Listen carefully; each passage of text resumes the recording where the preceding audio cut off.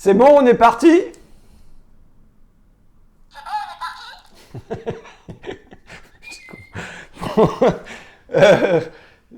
Euh, oui, bah, c'est parce que c'est la décontraction, parce qu'on a quand même eu une sacrée semaine. Et puis moi, c'est un peu comme le coureur qui vient de faire, je dis pas son marathon, mais enfin son 10 km. Il a franchi la ligne d'arrivée et il s'écroule. Parce qu'on a quand même eu une sacrée semaine. Et moi, dimanche soir, j'angoissais. Tu vois, je me disais, bon sang, je vais, je vais me prendre les pieds dans le tapis, je vais faire un roulé-boulé dans l'escalier et bon, je vais me ramasser en bas et tout le monde va me marcher dessus. Tu sais, il suffit que tu fasses un truc ridicule, un truc qui ne marche pas et on ne retient que ça. Et là, on avait quand même une série d'obstacles devant nous. La conférence de presse d'ADP dimanche soir, je ne savais pas trop du tout à quoi ça allait ressembler. On avait l'après-midi, j'avais une prise de parole sur l'industrie, j'avais rien écrit. Le lendemain, le burn-out Lidl, je voulais accompagner mon copain David et puis qu'il y ait quand même un peu de presse autour de ça. L'après-midi, prise de parole sur la Dépatkin, pareil, j'avais rien. Et le lendemain, Bourdin, bon, ça fait, tu vois, tchac, tchac, tchac, et il suffit que tu rates une marche et c'est ça qui va te rester. Bon, je pense qu'on n'a pas fait de flop et puis jeudi après-midi, je suis rentré. J'ai mon train à l'heure et j'ai vu mon gosse, mon fils, au théâtre, à l'école, là, juste à côté. Je le dis parce que je pense que c'est politique finalement.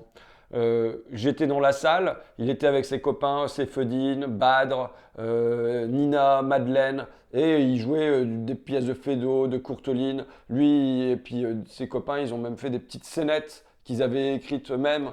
Et bon, mon fils qui pourtant au départ voulait pas du tout faire de théâtre cette année, tu vois. Handball, foot, basket, tout ce qui a un ballon qui rebondit, c'est bon. Mais alors, du théâtre, non merci. Bon, et puis finalement, ça se voyait qu'il s'éclatait. J'étais ému. Bon, parce que c'est mon fils, hein, comme tous les parents, tu vois. Parce que tu sentais les gamins qui étaient bien, qui étaient épanouis. Et puis j'étais ému par le maître aussi. On dit plus maître maintenant, mais c'est pas grave. Monsieur Lefebvre, tu vois, c'est pas l'institut de mon fils. L'institut de mon fils, c'est Monsieur Fabry qui lui fait le Riboulding Orchestra. Donc ils font des percussions. J'ai pas encore vu le spectacle, c'est la semaine prochaine. Mais pareil, avec là, il y a mon fils et ma fille dedans, entre autres. Mais j'étais ému, oui, par le maître, par ce gars-là qui, sur ses soirées, sans doute sur le midi, qui se demande quelle pièce il va faire, qui arrive à prendre 16 gamins et leur faire ça. Moi, j'ai déjà j'en ai 2 à les faire manger, les faire dormir, tu vois. Et bon, et ça sent qu'il a investi une mission.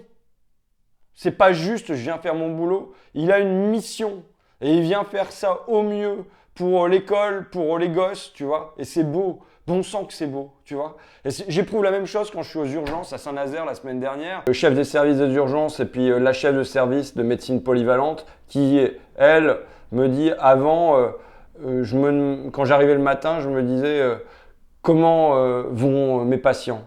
Et maintenant, qui se dit comment je vais les faire sortir parce qu'il faut que je récupère des lits. Et je sens que ces gens-là, ils font tenir leur hôpital.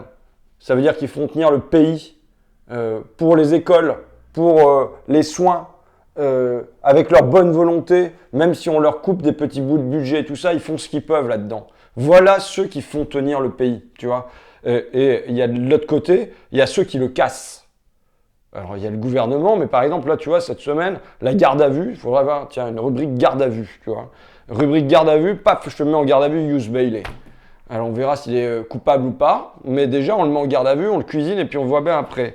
Qui est Hughes Bailey? C'est le directeur France de General Electric. Et qu'est-ce qu'il faisait avant? Il était le conseiller économie de Macron au ministère de l'Industrie. Et au ministère de l'Industrie, de quoi il était en charge? Entre autres, de vendre Alstom à General Electric. C'est lui qui était dans l'accord où General Electric disait oui, on va vous embaucher 1000 personnes en plus. Même si là, à la place, ils n'ont pas tenu leur promesse et ils vont licencier 1000 personnes. Et le gars qui a vendu Alstom à General Electric devient le patron de General Electric. Je veux dire, c'est zéro morale, zéro déontologie. T'imagines enfin bon, voilà, c'est complètement délirant. Imagine, je veux racheter le parc en face, je vais voir l'adjoint à la mairie, Et je lui dis, bon, il me dit, bah ouais, mais ça vaut 1 million d'euros. Je dis, bon, je vous le rachète pour 100 000. Il me dit, d'accord, il me fait les papiers. Et je rachète le parc. Tu vois, vous voyez y avoir des concerts ce soir là pour la fête de la musique. Ils sont en train de tout installer. Et finalement, je l'embauche et je le paye 20 000 euros par mois. Bah, le gars, il est bien rémunéré. Il a bien fait de me le vendre pas cher. Tu comprends ce que je veux dire? Voilà comment ça fonctionne. Voilà comment on met le pays en pièces détachées. Et tu as une trahison des élites. Tu vois, tu as les gens, les cadres des services publics, mais même en général, les gens dans le pays qui essayent de faire tourner la nation, et en haut, ils te le cassent, le pays. Ils te le livrent, là, à General Electric, mais tu fais la liste, rien que dans Léa, tu as Arcelor, Alstom, Alcatel. Alcatel, c'était l'endroit où tu avais Turuk, je crois bien, je suis pas sûr, il faudrait vérifier. Mais son truc, c'était fabless, tu vois. On va avoir de la fabrication sans usine. Bon, en fait, c'est une psychologie des élites françaises depuis 30 ou 40 ans. C'est on n'a plus besoin d'industrie. Tout ce qu'il nous faut, c'est nos services. Il nous faut des banques, il nous faut des hypermarchés, il nous faut tout ça, mais on n'a plus besoin d'industrie. Et donc, ça fait 40 ans qu'il y a une trahison trahison de l'industrie française qui est vendue en pièces détachées, qui est complètement brisée, péchinée. Bon, et voilà. Et maintenant, c'est General Electric à Belfort. D'ailleurs, c'est souvent des inspecteurs généraux des finances. Tu sais, c'est ceux qui sortent dans les premiers de l'ENA, comme Macron d'ailleurs, qui deviennent inspecteurs généraux des finances, mais ne deviennent pas inspecteurs généraux de l'industrie. Et pour c'est des gens qui connaissent rien à l'industrie et qui se retrouvent pourtant à la tête des plus grosses boîtes du pays. Et tu vois, même ça se traduit là sur des petites boîtes. Tu vois la psychologie. Luxfer, donc qui fabrique des bonbonnes pour les hôpitaux. Enfin qui fabriquait, il faut en parler au passé. Toutes les bouteilles à oxygène dans les hôpitaux et dans les camions de pompiers, c'était Luxfer à Clermont-Ferrand. Ils sont brisés par leur actionnaire américain. Ils vont au ministère de l'Industrie, que leur répond le gars chargé des restructurations, on me dit la reconquête industrielle. C'est plus tu as du vide derrière, plus tu mets des grands mots, quoi. Bon, ils vont au ministère de l'Industrie, qui s'appelle maintenant le ministère de la reconquête industrielle, que leur dit le gars? Il leur dit, bah... l'entreprise, c'est comme un jouet. Si un actionnaire veut la casser, c'est comme un enfant, on ne peut rien faire. Tu vois? C'est un abandon de l'industrie française par le ministère de l'Industrie lui-même. Bon, point barre. On en reste là ou pas? Là-dessus. Bon, tu sais que ça me fait penser à Macron quand il était allé chez Ecopla, qui fabriquait des moules pour les barquettes alimentaires du côté de Grenoble. On s'était battu sur cette boîte et qui avait demandé à un copain Christophe, mais qu'est-ce que c'est que cette machine-là? C'était une fraiseuse, tu vois, c'est le truc le plus répandu dans toutes les boîtes françaises. Et le gars, il était ministre de l'économie, il savait pas reconnaître une fraiseuse. Bon, bah ça dit tout, cette petite anecdote dit tout sur l'immense ignorance, mépris pour l'industrie, qui se trouve complètement cassé. On est l'un des pays européen où il y a la plus faible proportion d'emplois industriels. Je crois qu'on est tombé à 11%, à vérifier. On est tombé à 11% et c'est une liquidation. Et or, enfin, moi je suis absolument convaincu qu'on a besoin d'une industrie dans ce pays, y compris si on veut avoir une transformation écologique et environnementale, il nous faut une industrie pour ça. Bon, enfin bon. Donc, pourquoi ensuite, de quoi je dois parler? Bah tiens, si, le truc dont je voulais parler là. Ça va être dur, hein? T'assistes pas au meilleur moment. Bon, et si je faisais entrer Lilou en scène, parce que je sens que je piétine, moi, non? Vas-y, viens, Lilou. Tiens, mets une chaise. Bon. Je vous présente Lilou, qui est pistonnée, faut le dire. Je préfère qu'on le dise qu'elle est pistonnée, non? Hein? Franchement. Elle est pistonnée parce que sa maman, elle était Evelyne Becker, ancienne secrétaire de Goodyear, et elle était sur la liste aux européennes de la France insoumise. Donc voilà. Evelyne, qu'est-ce que tu as fait de beau cette semaine? Est-ce que tu peux nous raconter l'opération Buraliste? Lilou. Lilou. Bien joué. Lilou, est-ce que tu peux nous raconter l'opération Buraliste? Alors, moi, je me suis occupée d'envoyer des lettres à tous les buralistes de la Somme pour des lettres avec la question écrite. Alors, la question écrite, il y avait quoi dedans? Tu t'en souviens ou pas? Oui, les retraites des buralistes baissent à cause d'un amendement de Macron. Ils ne sont plus au même régime et on les informe. Voilà. Ils ne le savent pas, mais dans leur dos, il y a un amendement qui a été passé et qui leur tacle, mais alors sévèrement, leur retraite. Je vous le dis, camarades buralistes. Et donc, qu'est-ce qu'on a raconté d'autre dans la lettre? On leur racontait que pour mettre un coup au gouvernement, pour leur dire qu'on peut leur parler, on peut le faire grâce au référendum. Et que même si le gouvernement veut nous en empêcher parce que c'est difficile, on ne peut pas se connecter, ni rien, il faut quand même le faire pour leur dire que c'est plus possible.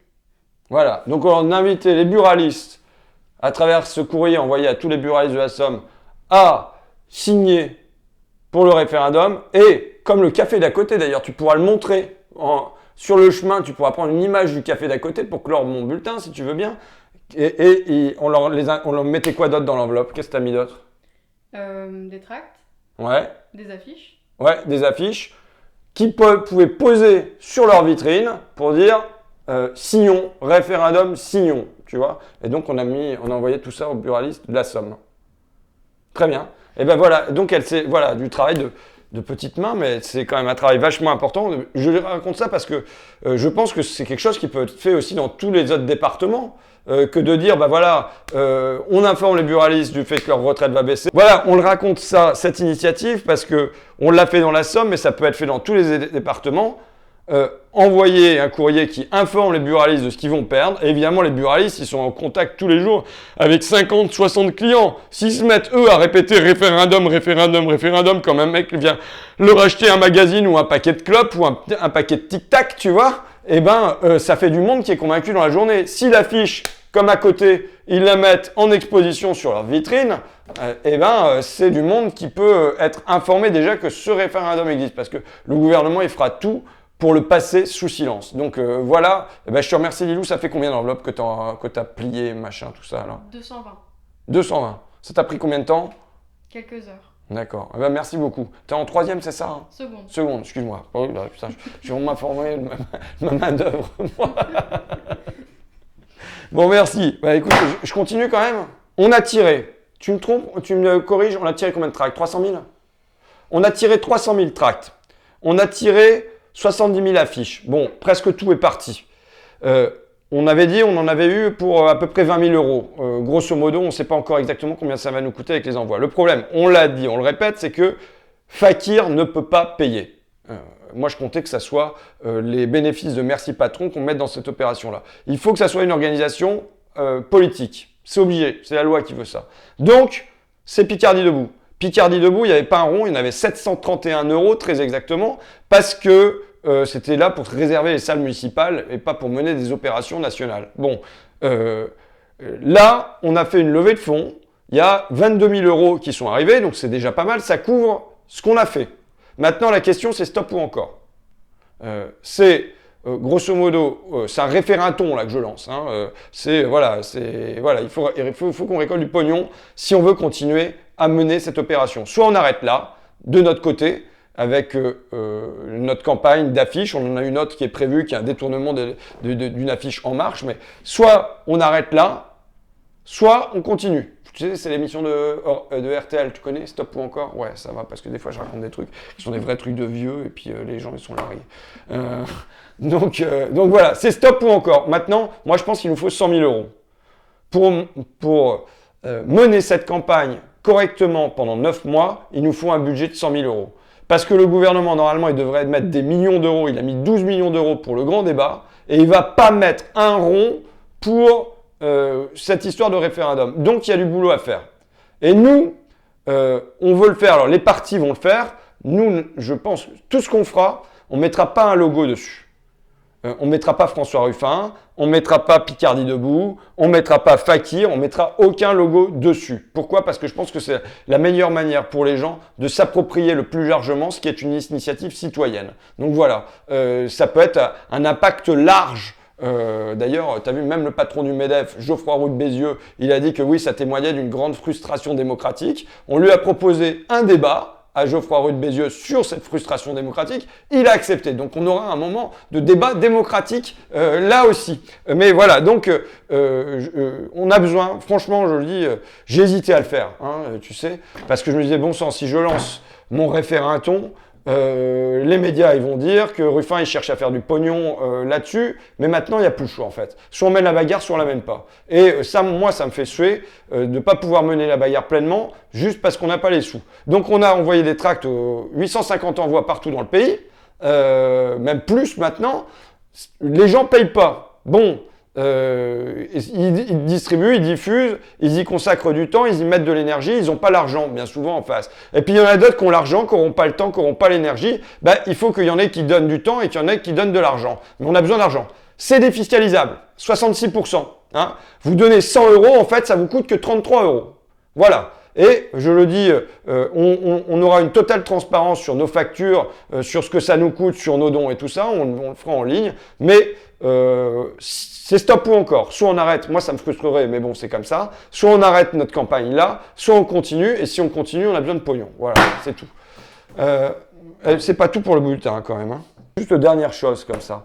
T'as vu les vaches hublots là? Bon, moi, j'en ai visité des élevages industriels de poules, de cochons, la ferme des 1000 vaches qui est sur ma circonscription que j'ai pas visité en vérité. Mais jamais j'avais imaginé ça quand même. Je dois dire que là, le truc, tu as vu, ils font un trou dans la peau de la vache et comme ça, ils peuvent voir ce qui se passe à l'intérieur. Ils me donnent à manger directement par le côté. Bon, c'est complètement délirant. J'ai vu le tweet d'un copain, je ne sais pas si c'est Hugo ou qui d'autre, qui disait la barbarie. Mais c'est l'inverse. C'est pas la barbarie, c'est la civilisation. C'est l'hyper-civilisation, c'est la vérité. Donc voilà, c'est le développement de l'ère industrielle du 19e siècle, le traitement des animaux en objets, sans doute qu'on peut remonter à Descartes qui voit les animaux comme des machines, mais ça se généralise à partir du 19e siècle et évidemment ça devient complètement prégnant et dans la deuxième moitié du 20e siècle. Moi je dois dire que c'est une cause à laquelle je suis très très sensible. C'est même presque l'un des deux fondements de mon engagement politique. Le premier fondement, c'est les délocalisations en série dans mon coin. Voilà, d'avoir vu partir. À l'époque, le premier, ça a été Yoplait, mais il y a eu Lee Cooper, il y a eu Curvert, il y a eu des tas de boîtes comme ça. Et de voir ça ici, chez moi, c'est évident que ça m'a alerté. Et la deuxième chose, c'est les poules en batterie. Je me disais, et je me dis toujours, hein, comment c'est possible? Si on accepte ça, c'est qu'on accepte tout, quelque part. De voir que des animaux qui sont quand même des êtres sensibles peuvent être élevés comme ça, sans contact avec le jour, en étant pressés avec leurs pattes qui sont sans muscles. Bon, et ça n'est supportable que parce que c'est loin de nos yeux. Si jamais vous voyez ça avant de bouffer vos œufs ou votre poulet, vous ne le supporteriez pas. Si vous saviez que le lait est produit par une vache à hublot, vous ne le boiriez plus, le lait. Donc voilà, il y a un éloignement entre le crime et celui qui profite du crime. Voilà, donc il y a une responsabilité. Ça me fait penser à autre chose. Et je vais terminer là-dessus. Mes pauvres bouquins sur le Front populaire, tu vois, ça fait déjà 2 semaines que je suis obligé de les zapper, mais tant pis. Pourtant, c'est un moment où il faut parler du Front populaire, peut-être. J'arrive, Brigitte. Et Brigitte, elle est derrière la porte, elle fume sa clotte, elle est impatiente de me voir débarquer. Dans le train, là, entre Paris et Amiens, quand je suis remonté pour aller au procès burn-out de Lidl, j'étais avec Maître Cittadini, qui était l'avocate qu'on a trouvée pour David et Sabine, les anciens directeurs de Lidl. Et elle est avocate aussi au procès de France Télécom. Elle plaide aussi au procès France Télécom face à Didier Lombard, l'ancien PDG. Elle me raconte une anecdote. Le gars, il est complètement insensible, sans empathie. On lui parle de suicide, de 38 suicides. On lui donne des noms. Il y a les familles qui viennent témoigner. Il y a tout ça. Rien. Tu vois, il bouge pas. Il répond par des statistiques et puis des phrases creuses de manager, tu vois. Bon. Et à un moment, il va éclater en sanglots. Et il éclate en sanglots quand il raconte une anecdote. Il devait fermer le centre de Cahors je sais pas trop ce qu'il y avait là-bas, mais les femmes lui ont écrit en disant comment vous pouvez fermer notre centre, on y vit bien, on y travaille bien, venez nous voir. Lombard, pour une fois, est allé voir sur place, tu vois. Et il a rencontré ces femmes, il a discuté avec elles, il a sans doute été pris de sympathie, il a mis des visages, des mots, tu vois, il a serré des mains, peut-être qu'il a fait des bises. Et il y a une femme qui est venue lui apporter un gâteau. Peut-être qu'ils ont déjeuné ensemble. Et le gâteau, c'était le gâteau qu'elle devait donner à l'anniversaire de son fils, le même jour. Elle l'avait pris pour l'anniversaire de son fils, elle l'avait offert à Didier Lombard. Et en racontant ça, Didier Lombard a éclaté en sanglots. C'est le seul moment où il a éclaté en sanglots. Pourquoi? Parce que jusqu'à maintenant, ses salariés, c'était des tableaux Excel. C'était des chiffres, c'était des statistiques. Et là, ça devenait une réalité. Et je pense que c'est ce qu'on doit faire à tous nos dirigeants. C'est ça. C'est la confrontation avec le réel. Tu sais, quand je vois les décisions prises, par exemple, sur l'assurance chômage, je me dis juste, ceux qui prennent ces décisions, ce ne sont pas ceux qui les vivent. Ce n'est pas les salariés de Prima, sous-traitants de Whirlpool, qui a fermé. Macron, il allait mettre sa main sur l'épaule de Christelle et a dit « Ne vous inquiétez pas, on s'occupe de vous ». On s'occupe d'elle peut-être, mais n'empêche qu'aujourd'hui, elle n'a toujours pas de boulot et qu'elle les a là, quoi. Tu vois? Mais ceux qui prennent les décisions, ce ne sont pas ceux qui les vivent. Et je pense qu'aujourd'hui, Buzyn, il faut qu'elle aille aux urgences de Saint-Nazaire. Le ministre de l'Agriculture, il faut qu'il aille là dans l'entreprise avec les vaches à hublot. Tu comprends ce que je veux dire? Voilà. Parce que, je termine là-dessus, mais les vaches à hublot, c'est pas un dysfonctionnement, la société. C'est son fonctionnement. Qu'est-ce qu'on réclame? On réclame à notre agriculture qu'elle soit dans la concurrence, dans la mondialisation, dans la compétitivité. Et bien avec les vaches à hublot, ça va donner plus de litres de lait, ça mettra moins de temps pour l'avoir et tout ça. Ça s'inscrit dans cette logique de concurrence, de compétitivité, de mondialisation. Si on veut pas de ça, il faut le dire. Mais il faut changer l'agriculture, il faut changer son orientation. Il faut dire qu'on veut sortir l'agriculture de la mondialisation. On a eu une exception culturelle française, et ben on veut une exception agriculturelle française. Mais ça n'est pas un dysfonctionnement. Et donc voilà, bon, allez, il faut que j'aille à la SATED, la maison là pour les enfants autistes, souffrant d'autisme, à Bellois-sur-Somme, avec Brigitte, qui fait plus que s'impatienter, parce que je suis à la surprise générale en retard.